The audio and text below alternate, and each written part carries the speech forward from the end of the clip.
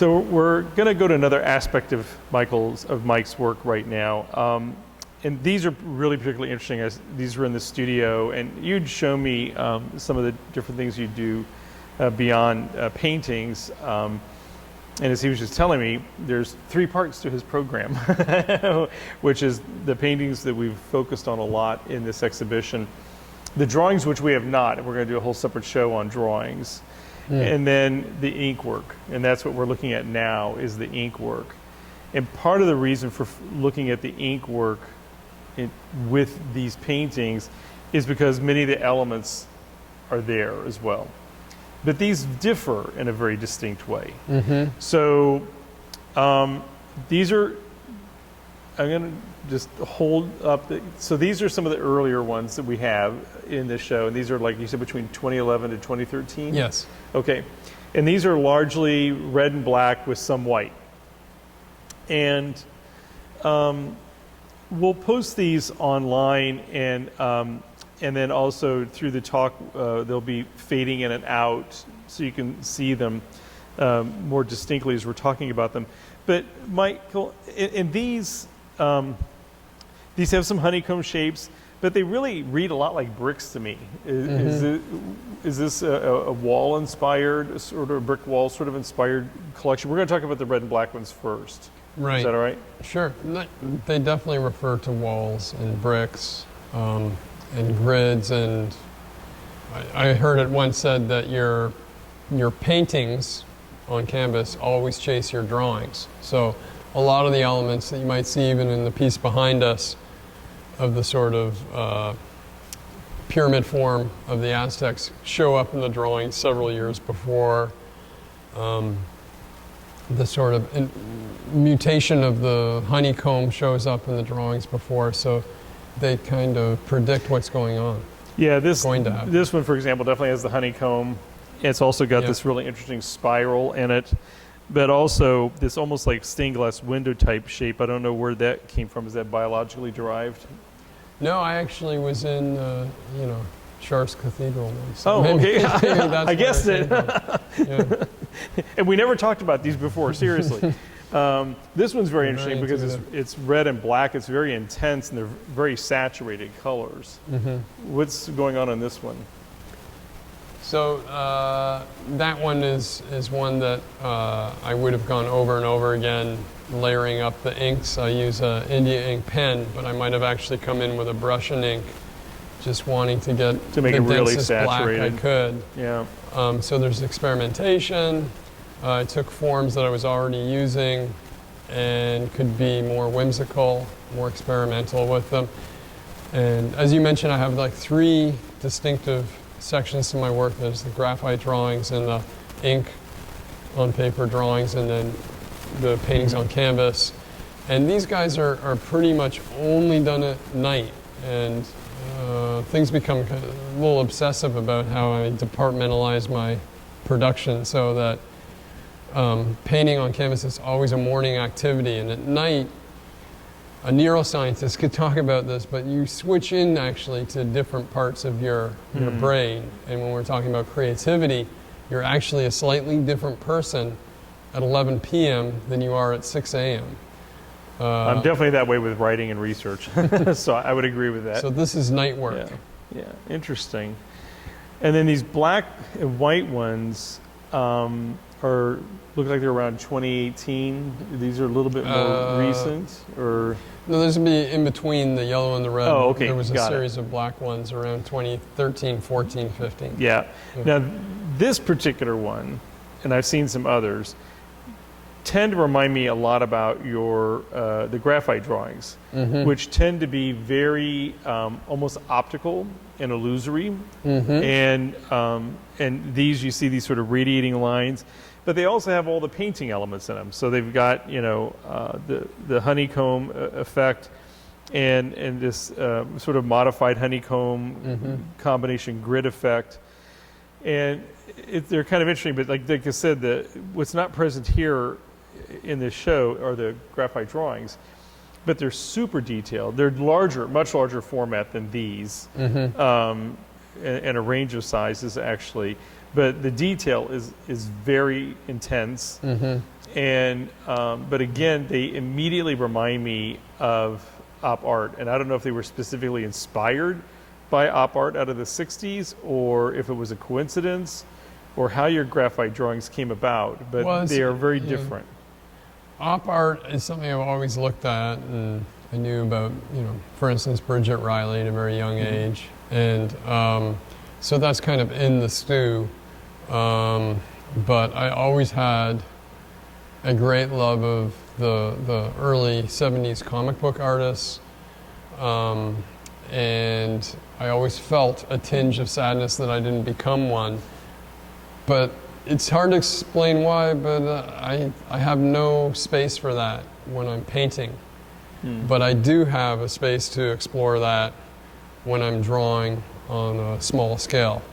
It seems to come out in this work. Even though the graphite drawings don't, the elements in them don't present themselves directly in the paintings, they definitely have influenced the paintings, especially when you had this desire to sort of take the modeling to a different level and create sort of the notion of space or depth in the paintings. Op art clearly does that. There's this illusion of planes that are in space and this depth, and there's a whole lot of reasoning behind that and what triggers that between what your eye sees and what your brain thinks it's seeing. But some of that does operate, but in a very subtle, reductive way in your paintings. But in those drawings, it's really spectacular, and that's why we're going to do that as a whole separate sort of presentation at some point, because we haven't even really delved into your drawing yet. But these yellow and black ones, go ahead and hold a few up. These are really incredibly spectacular, and again, there's a lot of the same elements we've talked about in the paintings. The honeycomb, the sort of grids, but there's a lot of biological shapes and detail in these that aren't in the paintings. But moreover, and specifically with these are the genesis of these are a specific news event, and these are way more narrative, is what you were telling me, than most of the other things you've done. And you want to explain sort of what's the backdrop with these? So around 2017, I began more interested in doing these little narrative series that I would just hide away and not show anybody for my own enjoyment. Until some nosy guy like me, art historian, comes in. Until somebody looked for my books. But this is a series of 5. Based on the final days of Sandra Bland, which I believe was 2015 when she passed away in Texas, and it was an interaction between her and a police officer. So these all have titles of the different 5 sections, as I saw it, 5 moments of that really tragic event, and it just, when it happened, I was thinking about it constantly, so I had to deal with it through the way I deal with everything in the world, which is making images. And then I started a much longer series. It was about 25, called Hello Time, which there's only 5 here. And just so fascinated with time and how we perceive time. And when you draw, time really can do bizarre things. Like I've sat down and drawn, and suddenly 2 hours went by, and I'm like, I thought I was here for 5 minutes. And also, at 54, I view my time here as more precious than I did at 24. Yes. And I don't know why, can't explain completely, but bringing a sense of urgency to the art making made me sort of more intense the way I approach these. And when I do a series on paper, I have a very consistent palette, so it's like 2 colors. I pick a color that really fascinates me. Originally it was this red crimson, and then later it was this nickel yellow. Well, yeah, these are stunning. The combination of the sort of amber color and yellowy ambery color, and actually there's a range of values and colors in these things. They're astounding. So people really ought to try and take a look at them, in more detail. But this also has some very interesting and distinctly different forms that are not present in the paintings. Right. This sort of undulating line, very interesting, and also this stippling effect. But there's also this 3D sort of element going on. But these are full of all sorts of nuance, and then very representational things, like this one, clearly an eye, and you said that it is an eye. I mean, it's two eyes meeting. Yeah. Yeah. So very interesting one. And then this one here, if you want to hold that one up, that's interesting. It's Stonehenge. Yes. And so, which was appropriate for time, yeah. time theme. So you really sort of explore some different avenues in the ink that are more narrative, which we touched on a bit in the paintings. There is a narrative there, but you're kind of leaving it up to the viewer to create the narrative. You're not really spelling everything out for the viewer. You're giving us a snippet, whereas here you are sort of unpacking a story, it seems like, or a perception that you have of things. Yeah, so I'm allowing myself to be more literal on right. paper. Which is kind of nice. I mean, it's like you said, there's different aspects of your program. And then, like I said, the graphite on paper are distinctly, even still.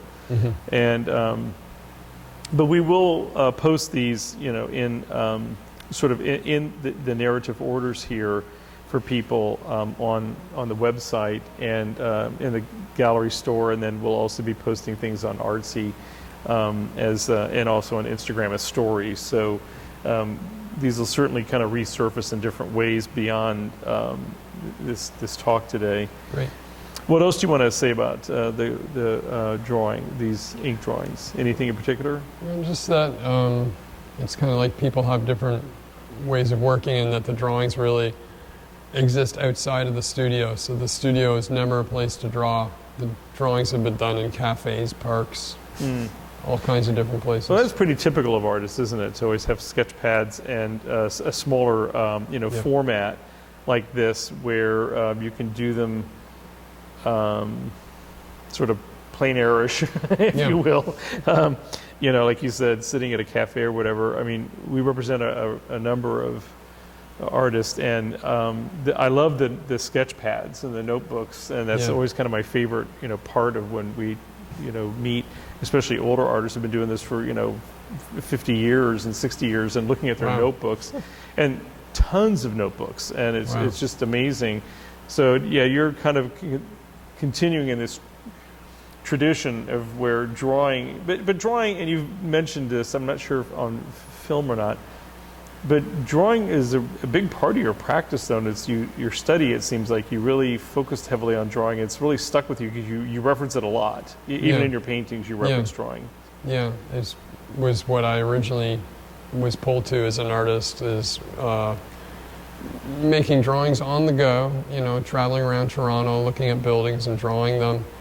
And the painting sort of came later when I was in my very early 20s, but drawing since I could walk. And but these aren't studies for paintings. These are independent, standalone pieces. No. And do you actually do sketches for the paintings? Yeah, they're incredibly basic. You could probably, if I showed them in my notebook, they're probably a 30-second sketch. It's literally like an architectural plan. Got it. And then you ad-lib sort of the rest of it. Perfect. Well, thank you very much. These are really stunning, the detail.